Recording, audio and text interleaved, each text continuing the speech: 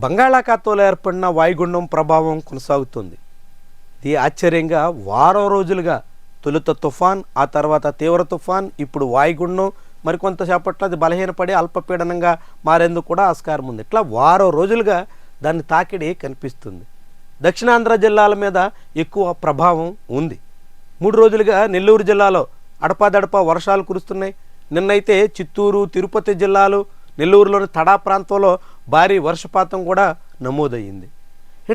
ఇలా వారం రోజుల పాటు తుఫాన్, దిత్వా, ఆ తర్వాత బలహీనపడినటువంటి వాయుగుండంగా కొనసాగడం అన్నది ఆసక్తికరమైనటువంటి విషయంగా మనం చూడాల్సి ఉంటుంది. ఈరోజు ఈ వాయుగుండం తాకిడి ఎట్లా ఉందో చూడండి. ఇది మొత్తం ఆంధ్రప్రదేశ్లో ఉన్నటువంటి తీర ప్రాంత జిల్లాలన్నింటి మీద ప్రభావాన్ని ఇంకా చూపిస్తుంది.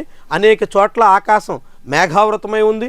కొన్ని చోట్ల చిరుజల్లులు కురిసే ప్రమాదం అయితే ఉంది. మరికొన్ని చోట్ల ఓ మోస్తరు వర్షాలు, తేలికపాటి వర్షాలు కురవచ్చు అని ఐఎండీ అంచనా వేస్తుంది. అయితే ఇప్పుడు ఈ వాయుగుండం తొలుత ఉత్తర దిశగా పయనించి ఒడిశా ప్రాంతానికి చేరి బలహీనపడుతుందని ఆలోచిస్తే అందుకు రివర్స్గా ఇది దిశ మార్చుకుంది.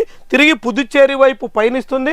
ఇటు ఉత్తర వైపు వెళ్లాల్సింది దక్షిణ వైపు మళ్ళింది. దాంతో పుదుచ్చేరి సమీపంలో ఇది అల్పపీడనంగా బలహీనపడవచ్చు అని అంచనా వేస్తున్నారు. దీని తాకిడి కారణంగా ఈరోజు కూడా ఆంధ్రప్రదేశ్లోని అనేక ప్రాంతాల్లో వర్ష సూచన అయితే ఐఎండీ కొనసాగిస్తోంది.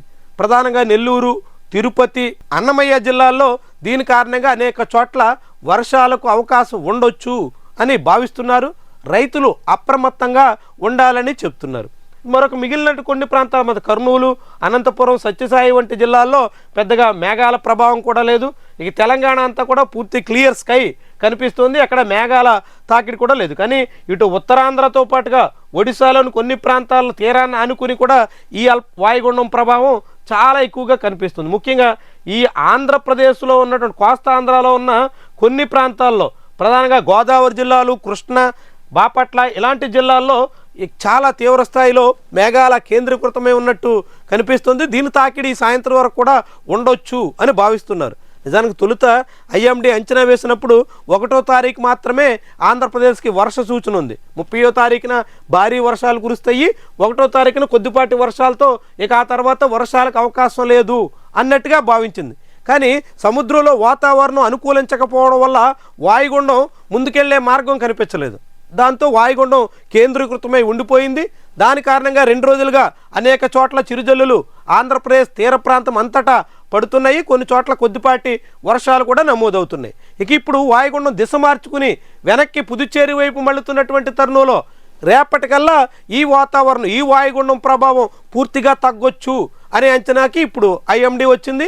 మరి ఎటు మళ్ళుతుంది, ఎలాంటి దిశను తీసుకుంటుంది, ఏ రీతిని ఇంకా ప్రభావితం చేస్తుంది చూడాలి. అయితే వాయుగుండం అల్పపీడనంగా బలహీనపడిన తర్వాత దాని తాకిడి చాలా నామమాత్రం అయిపోవచ్చు. అయితే అయిపోతుందా, ఇంకేమైనా కొత్త రూపు దాలుస్తుందా, ఇదంతా ప్రస్తుతానికైతే అస్పష్టంగా ఉంది. అలాంటి ప్రమాదం అయితే ఉండబోదని ఐఎండీ భావిస్తోంది. మొత్తంగా ఇప్పటికైతే ఆంధ్రప్రదేశ్లో ఉన్నటువంటి తీర ప్రాంత జిల్లాలన్నిటి కూడా విజయనగరం నుంచి నెల్లూరు వరకు అన్ని జిల్లాల్లోనూ కూడా ఇప్పుడు వాయుగుండం తాకిడైతే ఉంది. మేఘావృతమై ఆకాశం కనిపిస్తుంది. కొన్ని చోట్ల వర్షాలు అయితే పడుతున్నాయి.